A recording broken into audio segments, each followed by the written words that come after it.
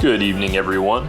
This is Coach Matt, and you are listening to Better Health and Body Radio, your source for the latest and greatest information and understanding in the world of health, nutrition, and performance, where we give you a seat at the table next to the best and the brightest minds to arm you with the information you need to optimize yourself.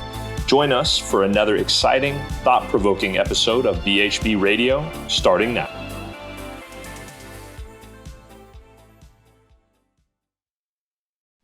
What's up, BHB family? This is Coach Coop. Hey, have you ever wondered, can I have my cake and eat it too? How about wine? That's right. Today I am joined by Todd White of Dry Farm Wines to answer that question, because let's face it, all of us, when we're on a health and fitness journey, are looking for ways to indulge in some of our favorite foods and drinks, but find ways to do it where it doesn't sabotage our progress, right? So Todd has come on today to talk about his wines, which are, by the way, zero sugar and totally natural and absolutely keto friendly. So today we're going to get into that, a bit more on his own experience through ketosis and ketones, and a whole lot more. In addition to that, this episode is brought to you by Real Ketones. Real Ketones are the pioneer in the exogenous ketone space, taking it out of the clinical setting exclusively and bringing it to y'all. Exogenous ketones have a myriad of benefits, from general health and wellness optimization all the way to energy, focus, stress relief, fitness, performance and endurance benefits, body composition benefits, blood sugar benefits, and a whole lot more. Be sure to check them out at realketones.com. In addition to that, they have a full education suite with plans, programs, and apps designed to take you from where you're at to where you want to go and make the entire process as seamless and easy as possible. So without further ado, let's get to today's show. Todd, thank you so much for coming on the show. I appreciate it. Yeah, I'm looking forward to it. It's going to be a lot of fun. Yeah, absolutely. So I've had Dry Farm wines. I love them. As someone from the wine country, it's awesome to know that I can have my intersections of just, health and wellness and doing what's best for myself, and then also just like the palate and tasting something delicious. Like, it's always good when those two things can meet. So for people who are listening that may not have heard of Dry Farm wines or know that there's really even an option for that, do you mind introducing yourself and what it is you do?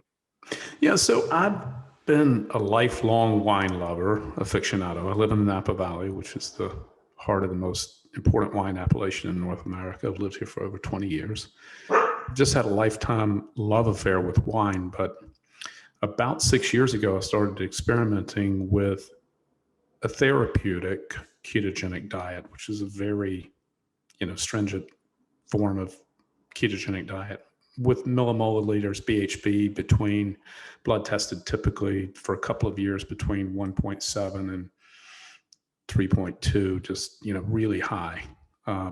And I experimented with it initially to break through a tiny weight loss plateau that I was trying to kind of get ripped out. But I continued after that.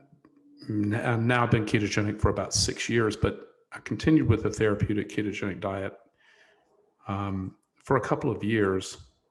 And in that process, I found I couldn't process alcohol and or wine very well. I quit drinking for a while, but I didn't like that either. So I started experimenting with low alcohol wines because I thought the problem was just the alcohol. It's a very common side effect for people who get seriously committed to a ketogenic lifestyle, that they have a different relationship with alcohol, difficult time processing. It's not uncommon for a lot of, physiological changes to occur when you have that kind of a programmed nutrition.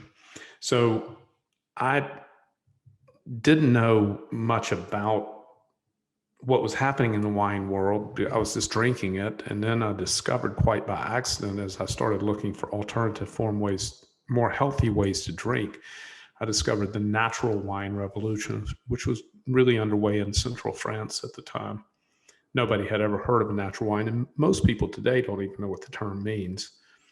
we'll talk about what that is, but I discovered natural wines and lower alcohol, and then started to have sort of experimentations and lab testing on wines to correlate quantifications with taste and a feel and effect. And so what I discovered is that with natural wines, which are always organic or biodynamic, so there's no chemicals in farming, they're fermented with wild native yeast as opposed to GMO lab-grown yeast for commercial wines. And then they don't have any additives.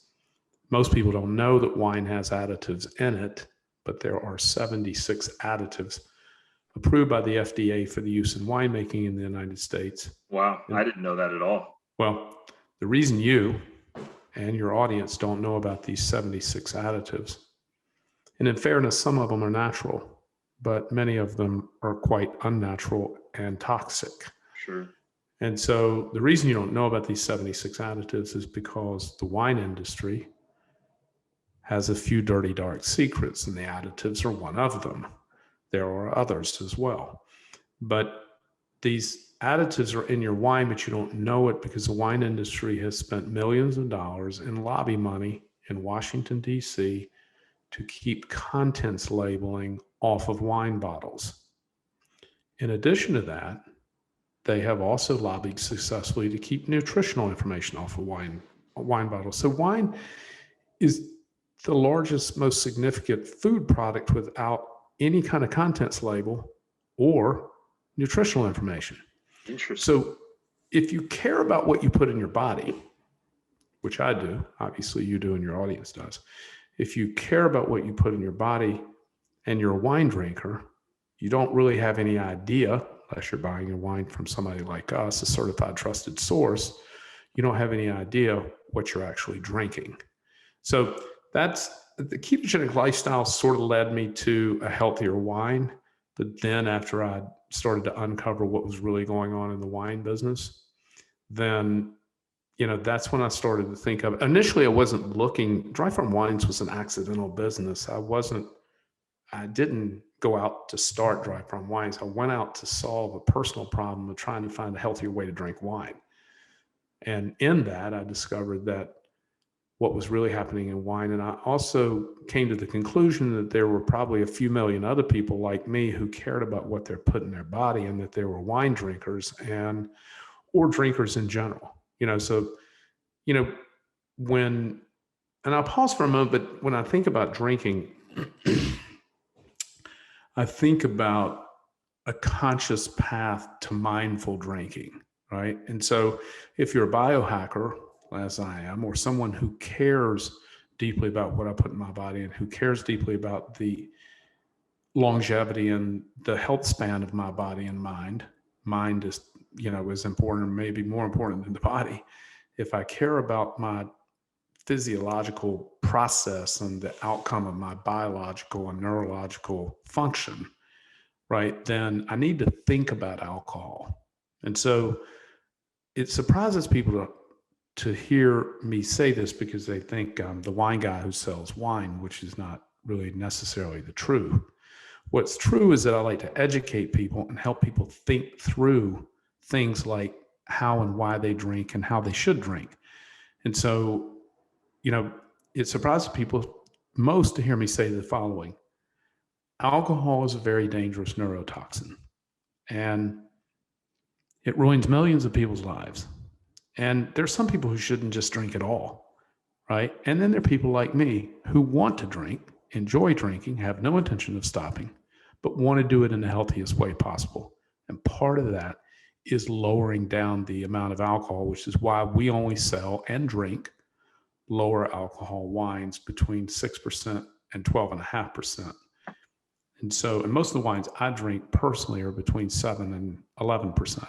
What's a normal number, just to give a 14 to 16%. It doesn't sound like that big of a difference, but it makes a gigantic difference in how you feel, right? Oh, yeah. I'd imagine that adds up pretty quick. Well, in the biohacking circles, and I'm sure you're aware of this because you're very active in the health community. In the biohacking and health community, there are many people who believe that tequila is the biohacking sort of alcohol of choice. And I disagree with that simply because it's 45% alcohol. Mm-hmm. And one of the things I'm trying to mitigate when I think about drinking is the amount of alcohol I consume, because we know without any questionable doubt, we know that excessive alcohol is both damaging biologically and neurologically and can lead to neurological problems like dementia and Alzheimer's. So we know that excessive alcohol leads to these issues. And so when I think about drinking, I think about, how do I get the best of both worlds? How do I get to enjoy wine, drink in an amount that I find pleasing, right? I'm not a guy who has a glass of wine.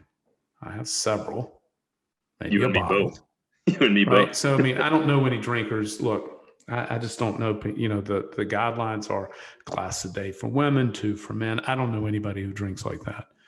And so if we're going to moderate the alcohol that we're consuming, which I think is vital for longevity, in particular for neurological health, if we're going to moderate that, I think it inherently comes from lowering the amount of alcohol in the beverage that we're drinking. And that allows us to drink more with less damage. Because again, I don't know anybody who drinks 1 or 2 glasses when they sit down. And I drink about a bottle a day. Now that's over a 3 or 4 hour period, right? And again, it's very low alcohol in my case, because I don't love alcohol, but I do love wine. And I love alcohol in moderate amounts because it creates a euphoric environment, and it enhances creative expression. It opens the heart and the window of the soul to sort of bond and connect with other people in moderate amounts. But alcohol is a domino drug. What that means is that the more you drink, and you've probably had this experience, the more you drink, the more likely you are to drink more. Yeah. Right? And that's what leads to problems like interrupting your sleep, which is extremely unhealthy, interrupting your sleep, and then causing dehydration and, other related problems with just drinking too much alcohol. So yeah, I think a lot of people are very surprised to hear me, talk about alcohol in a way that's not like super positive, right? It's always super positive if you approach it in a conscious and mindful way. Yep, absolutely. I think that's very well said. I've always maintained that, whether it's something like alcohol, or people more responsibly or therapeutically using, plant medicine, things like, kava, kratom, things like that too. And this could also extend even to other behaviors, right? Busyness, being passionate and working a lot. It's less so the thing itself that is black and white, good or bad. It's all your relationship to it, right? Like, I could use alcohol as a vehicle for escapism in my life. But I could also just chew gum and look at my phone all day and accomplish the same, the same thing, in terms of not being present, or not taking the time to just sit and feel the feelings, right? If you want to kind of take a mindfulness spin with this. So I really like your approach with alcohol, where instead of like demonizing the thing itself, whether it's alcohol or something else, it's, wait a minute, no, there is a lot of positive here. Yes, there's a bad way to use this, or a less than ideal way to use it. How can we integrate this in a way that is both positive for ourselves interpersonally, and then also going to not take away from our health, fitness, and performance, right? So I like to think of it as, I don't want to drink to check out. I want to drink moderate amount of natural alcohol to tap in. Same way I would think about plant medicine. It's not, Yes. I don't want to necessarily depend. I want to go in with, if I'm talking about plant medicines, I'm going in with an intention. And, that intention might be to drop in and to tap in, or, it could be for other purposes, but really kind of, I think it's important where we think about these mind altering substances to be intentional about what we're doing and be mindful about it, right? Therefore, we can use them in a positive way to have positive impact, both to our health as well to our mental health, our biological health as well as to our neurological health, just by experiencing pleasure. I mean, I'm a self-confessed hedonist. I love pleasure. But I also believe that optimal health is the greatest pleasure. And there's no greater pleasure than your health. And so I like the proverb on that, the man who's healthy has 1,000 wishes, and the man who's unhealthy only has one wish.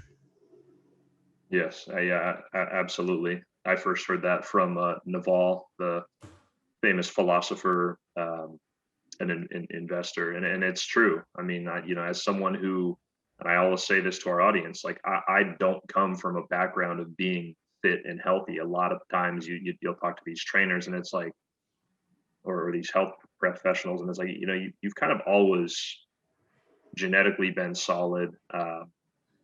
You don't necessarily know what it's like to be on the other side of the table here, but as someone who is not in any way genetically special, and who also had gone through times where I burnt myself out and experienced periods of low to moderate fatigue and made myself sick by following mainstream health advice.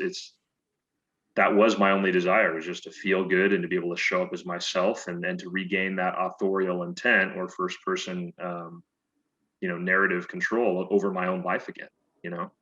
Sure. And one of the things that we talk a lot about as well and think about is why high performers, when you talk about burnout, maybe something, high performers tend to drink too much, right? Mm-hmm. And so it's just inherent to the way they're wired. They do everything in a big way, right? And so it's, and it's just high achievers are wired to tend to drink more than they should at times. So again, realizing these things and programming with intention, using products that will support your journey, right? As opposed to just being less mindful about it. But let's turn to wine for a second, because, alcohol we could talk all day about alcohol or plant medicines or, reaching euphoria in any number of different ways. But I think it's fair to educate people. I choose wine as my drink of choice for reasons I've already told you. And I believe, and I think that data is out there that wine, natural wine, real wine, is the healthiest choice of alcoholic beverages. You could argue tequila, as I mentioned earlier, and I agree it's clean and triple distilled, and sugar-free. And I agree that that all of those things are true, but the problem I have with it, and the reason I don't drink it, is because it's 45% alcohol. And so it's just a very, very, very high dose of alcohol. But in wine, I mentioned earlier, we sell and drink, because we drink the same thing we sell. We drink and sell what are called natural wines. And this is very confusing to people, because they think all wine is natural, because that's kind of what they've been told. But for reasons I described with additives, that's not true. And also with GMO, lab cultured yeast, which is almost universally used in commercial wines. And so the other thing that's happening in commercial wines too is that they are sterilized at the time of bottling with a massive dose of sulfur dioxide, which is an additive. And sulfur dioxide is a preservative. And in fairness, sulfur dioxide has been being used since the Romans. It's been used for a couple thousand years to preserve wine. And so it's nothing new. The question is, how much do you use and how do you treat the wine with it? And since producers are not required to disclose the use of sulfur dioxide, you don't know whether it's been used and how much. But commercial wines are sterilized with it. And what that means is that they kill all the living bacteria in the wine, and they prepare the wine for a long shelf life And the sterilization also McDonaldizes the wine. So what that means is it gets rid of any bottle-to-bottle variation. It just makes the wine very still by killing all the existing bacteria. The problem with that, one, is that it kills part of the taste from these living bacteria that are inherent to any wine that hasn't been sterilized. Number two, these living bacteria, Dr. David Perlmutter, who I'm sure you're aware is New York Times bestselling author on the gut microbiome, has written several times about these bacteria that exist in natural wine and that they're friendly to the gut. And so natural wines have not been sterilized. And as a result, you can actually taste the living difference, what we call living wine. You can taste the difference in the wine. I'm sure, I know you've drank our wines and you know they're delicious and they taste different than a commercial wine. Yeah, it was really unique. And so, here's the way we sort of think about it is if you're going to drink, and I'm going to, and if you're going to drink wine, you should be informed about what you're drinking, right? It's the same way if you went into the store and you purchased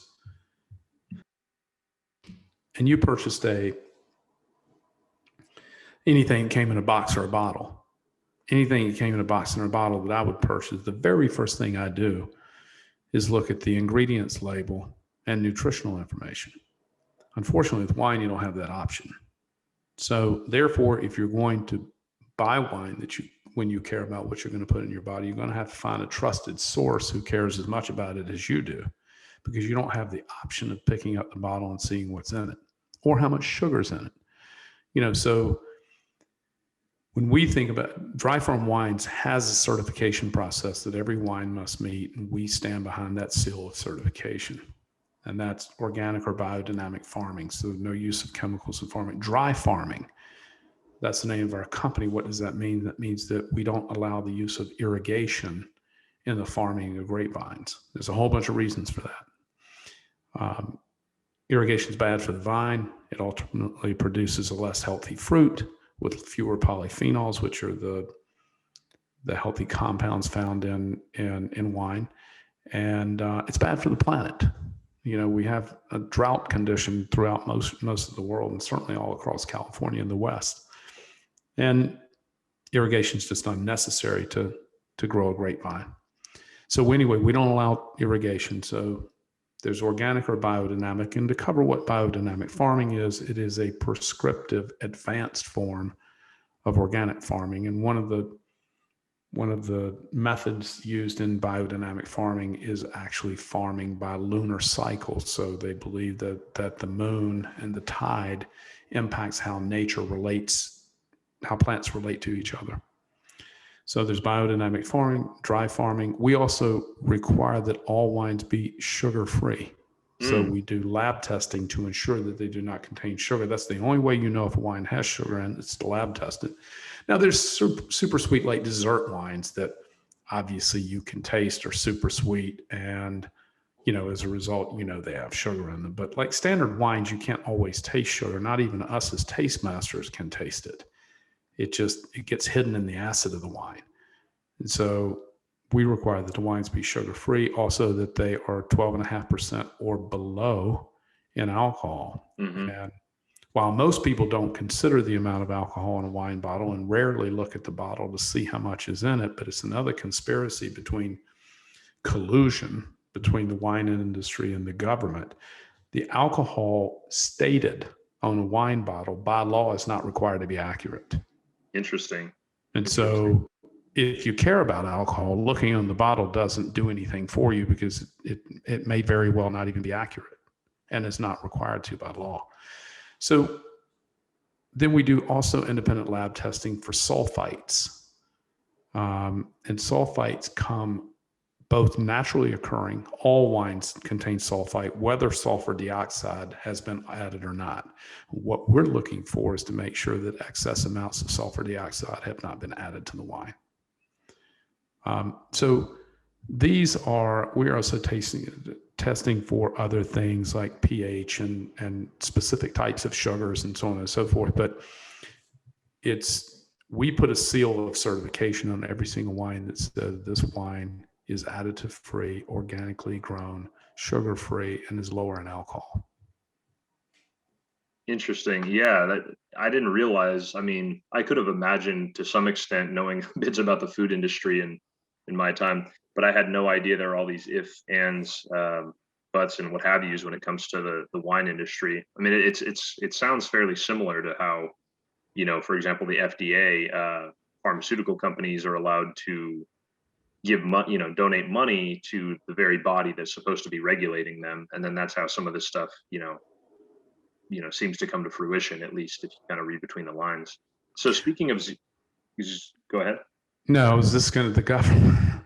I'm not a conspiratist. I don't, there's a lot of crazy stuff that's being said in the world today that I don't believe. But Sure. one thing we know for sure is that, when we look at the government and where nutritional information is concerned or our health, there's just a tremendous amount of misinformation there. That is just obviously true. Yeah. You don't need to go far, but to look at my plate or what used to be the food pyramid, which is designed and developed and managed by the agricultural department, right? And so the agricultural department's role, their primary role in life, in addition to telling you what you should eat, is selling grains, right? And so there's just too much. There's a lot of conflict between information and science and the goals that these folks have in the world of, what they do day to day. So obviously the agricultural department, as I said, who produces the food recommendations for Americans, also their primary job is selling grain on behalf of farmers. So if you believe that processed grains are unhealthy and most of them contain glyphosate or have been genetically, and most have been genetically modified to be tolerant to glyphosate, if you believe that, which I think is pretty well established, then I don't want to be getting my food recommendations from the mere people who are in charge of selling this poisonous grain. Yeah, right? So, absolutely. I mean, I'm not a conspirator. That part is pretty straightforward. Yeah, I've heard a saying one time, don't ask the barber if you need a haircut, right? Right. You and I rock our hair pretty short anyways, but it's just what your definition of the word conspiracy is, right? Like flat earth, for example, right? That like faking the moon landings, those kind of things are conspiracies. Corporate interest to me is just a reality. And so I think that if we're going to deny that exists, or people are going to deny that exists, it's, if there's a word for conspiracy theorists, right? There should be a word for the exact opposite of that. And that would be, I think, coincidentalists, right? Yeah, I don't think that people who care about nutrition have their head in the sand about that topic. But exactly. But yeah, so you were going to ask me something? Yes. So you mentioned zero sugar, right? So not only are you very well versed on, the wine industry, the wine business, alcohol, but part of solving your own need came from a point of, wanting to be healthier. And that includes the ketogenic diet, right? I know you've spoken on that quite a bit on, show appearances, conferences, things like that.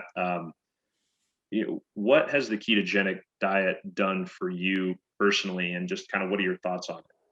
Well, I mean, I've been a biohacker before the term biohacker even existed, and I didn't realize it. I was just in pursuit of optimal performance and longevity and anti-aging and all the things I cared, and staying lean, which was important to me.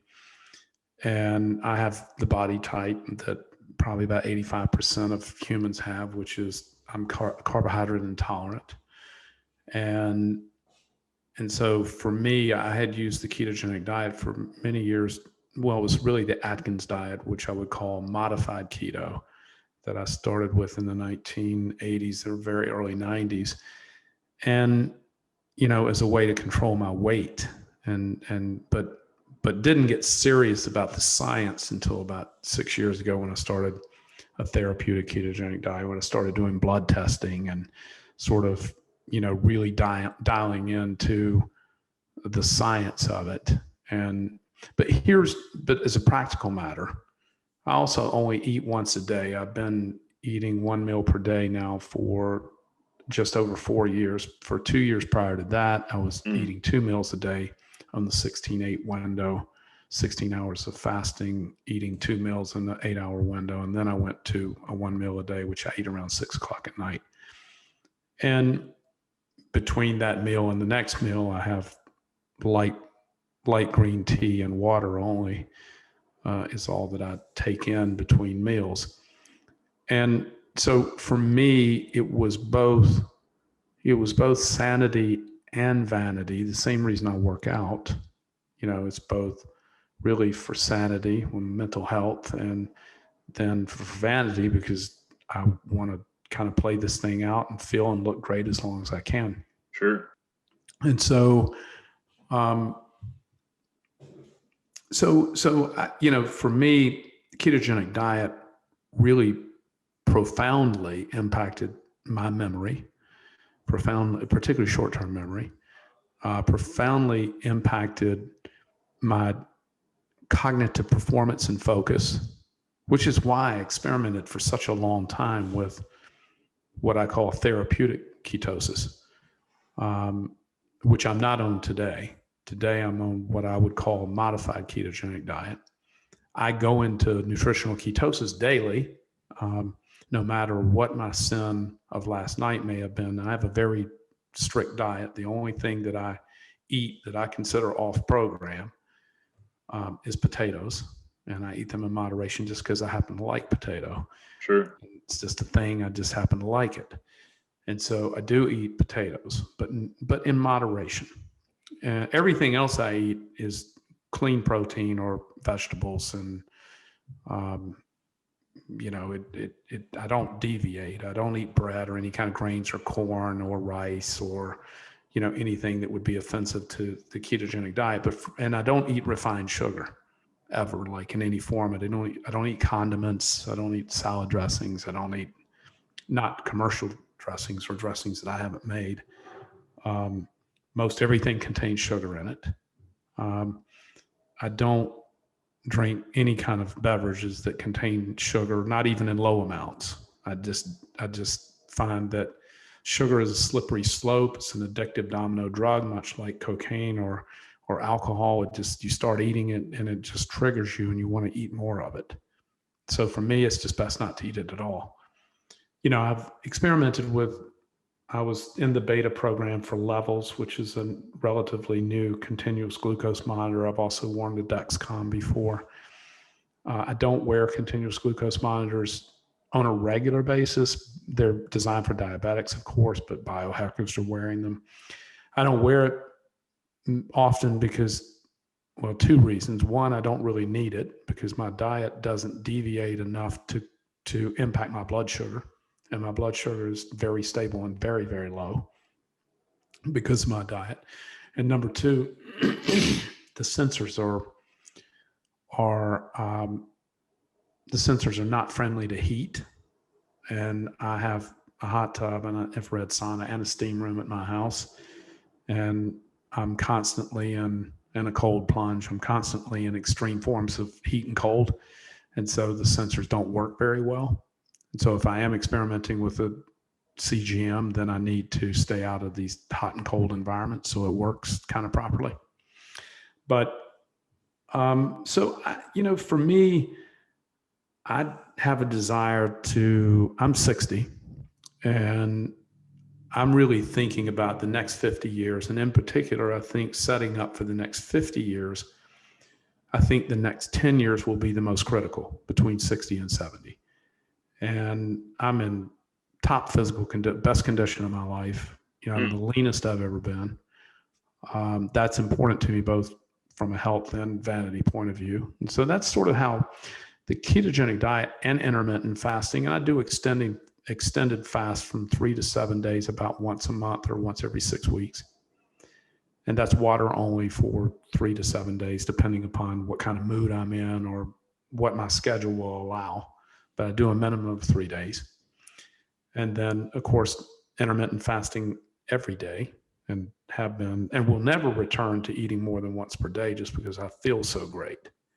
So what I was saying is, even if I had some sin of last night, bunch of potatoes as an example, or something like that.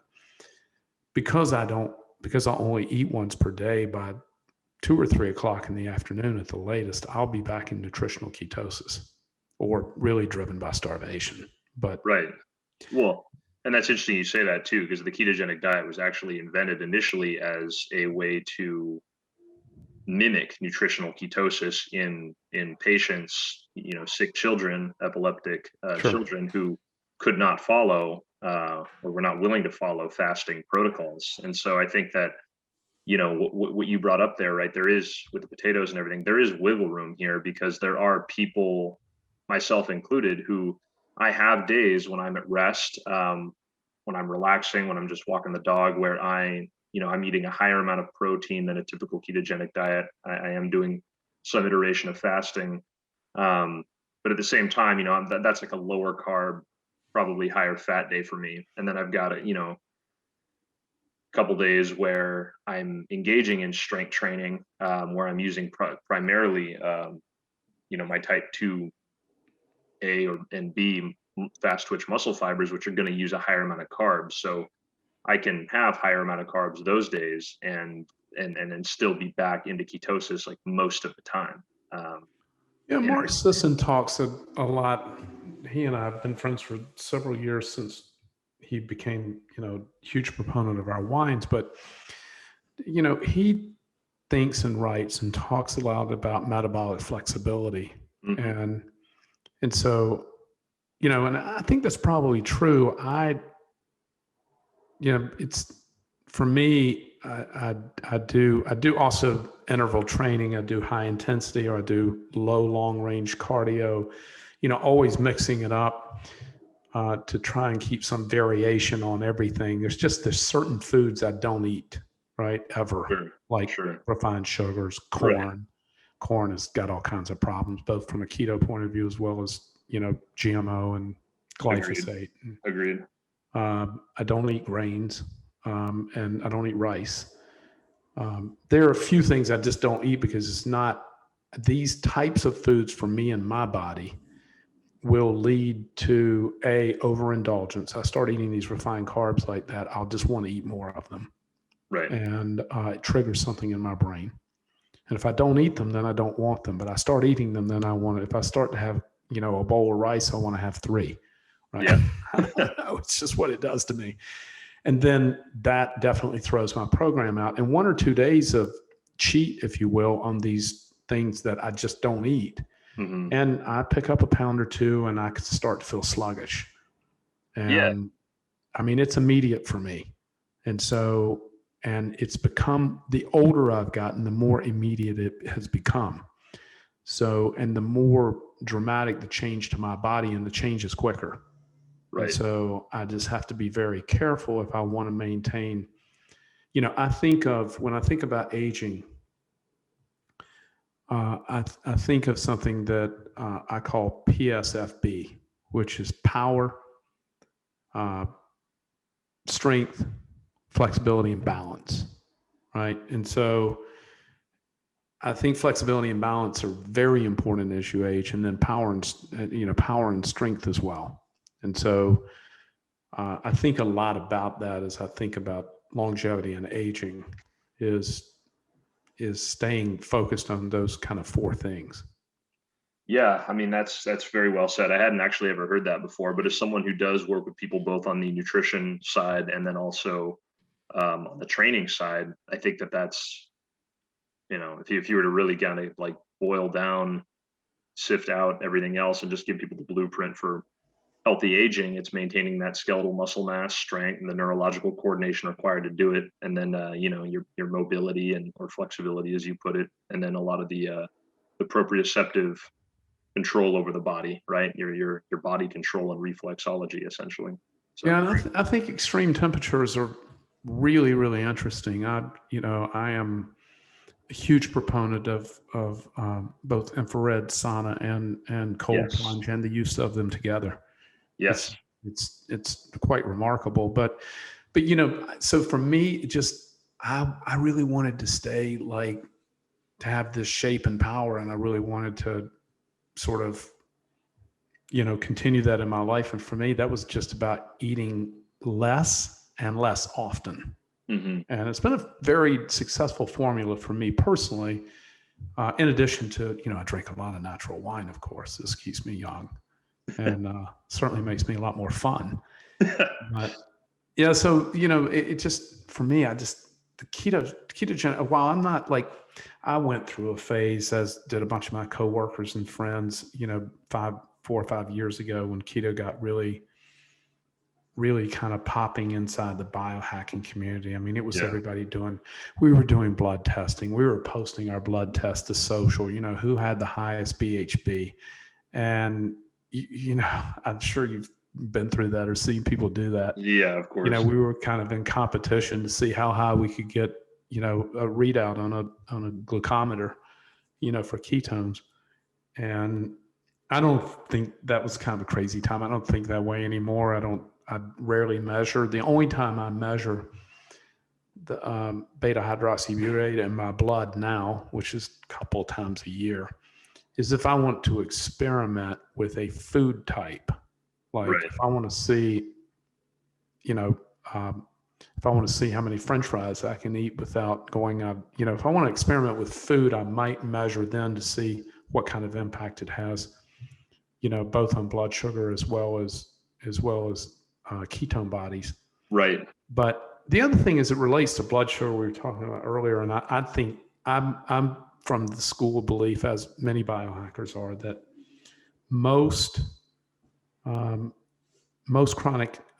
modern chronic health conditions that many lead to eventual death before they give you a couple decades of suffering, that most of these chronic diseases are related to the hyperproduction of insulin and the very powerful hormone that both keeps us alive but then can kill us as well.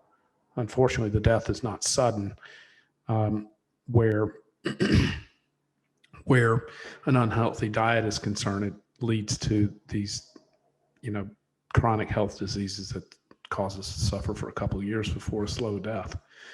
But in thinking about maintaining blood sugar, which is related to, if you look at your blood sugar and your ketone production, if you're interested in the ketogenic diet, you're going to see that they're inverted.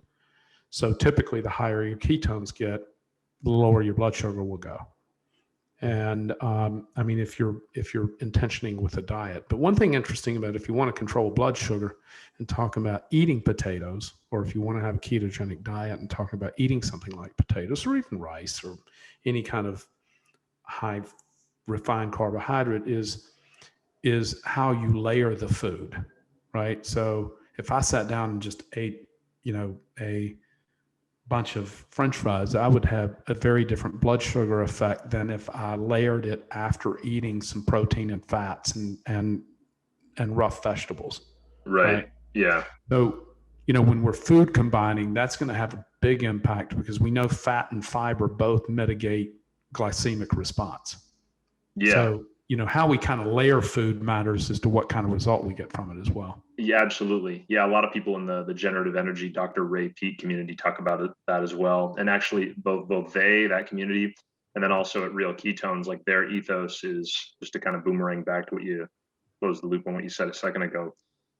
They definitely believe, hey, if you want to look at your blood sugar, if you want to track ketones, feel free, but they want to make this whole like more ancestral based lifestyle, ketones, things like that, a lot more easy and approachable, and then also flexible, like our mutual acquaintance Mark Sisson would say as well. And so their whole thing there is really, and Dr. Mike T. Nelson, who I had on, also echoed this, and that's that metabolic flexibility, the ability to shift more towards burning fat when you need it, and carbs when you need it too, if you're depending on the person, of course.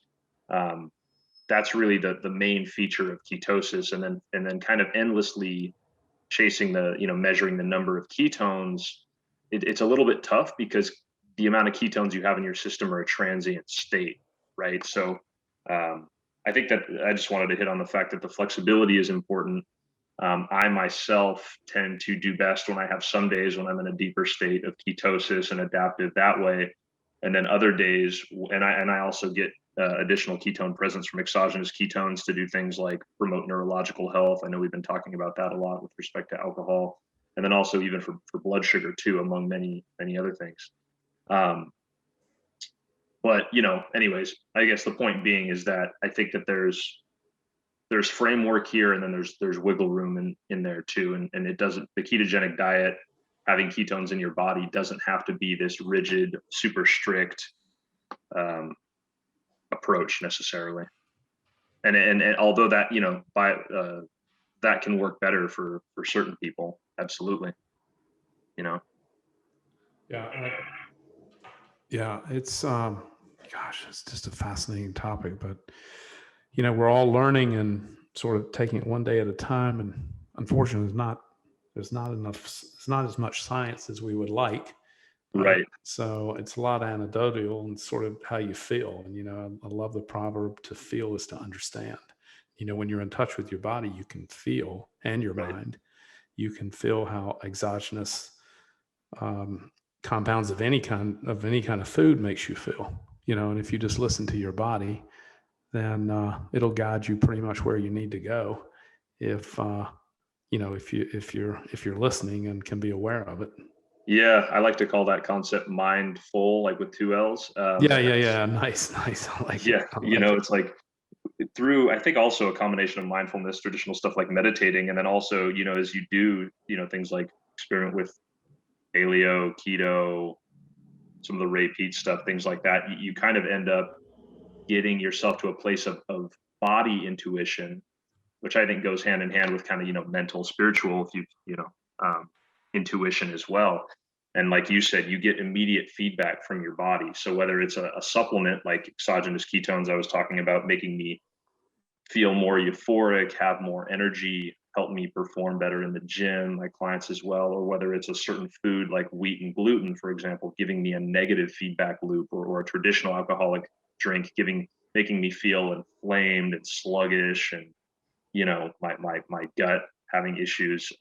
It's just interesting how you take the time to just listen to what your body's telling you. All this food and all that's information. You brought up a great point too. You said I just have a slippery slope. Some of these foods that I really crave, that maybe are not ideal when I eat them, I want to eat more. And I think that's probably some constellation of what's going on in your brain, pleasure response wise, and then also your gut health, right? When you have certain gut bacteria growing, right, it wants to, almost like an invasive species in the wild, it wants to repopulate itself. So it's going to make you crave more of whatever it is to make you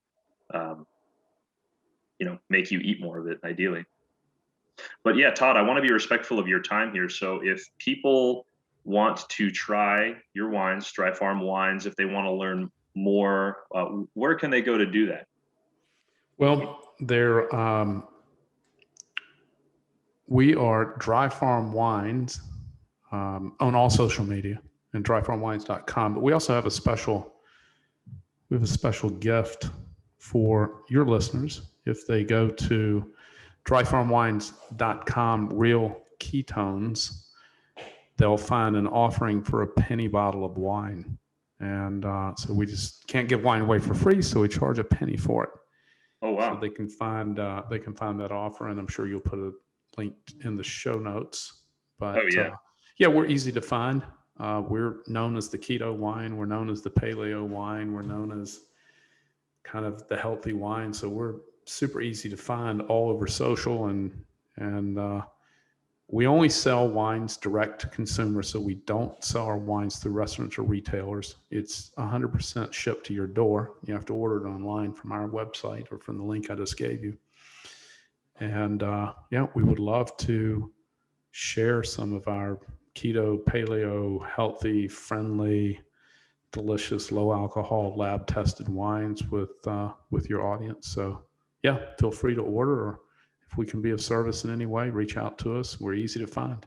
Awesome. And that's Dry Farm Wines /Real Ketones, right? And I can link to that in the show notes. That's correct. Yeah, that's right. Excellent. Yeah, it's almost like the wine version of have your cake and eat it too, right? You can be healthy and you can drink your wine. It's true. You'll see,